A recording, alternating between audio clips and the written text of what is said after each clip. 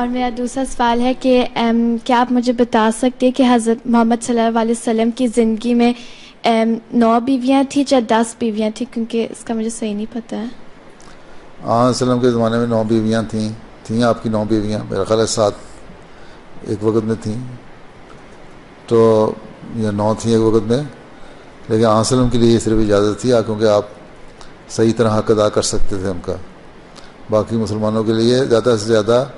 بعض حالات میں، ہر ایک کو ضروری نہیں ہے، بعض حالات میں اگر شرطیں پوری ہو سکتی ہیں، تمام کنڈیشن پوری ہو سکتی ہیں اور ضروری بیوی رکھنے کی، اور پھر بعض ایسی چیزیں جن سے ضرور ہے کہ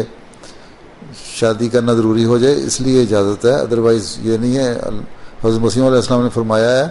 کہ اگر مردوں کو پتہ ہو کہ شادی کر کے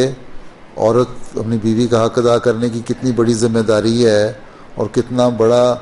گناہ ہے اس کو ذمہ داری کو نہ ادا کرنے کا، تو اور کتنی اللہ تعالیٰ پھر سزا دے گا، تو شاید مرد ایک شادی بھی نہ کریں۔ ٹھیک ہے، بڑے عورتوں کے حق ہیں، اس حق کو ادا کرنا ضروری ہے۔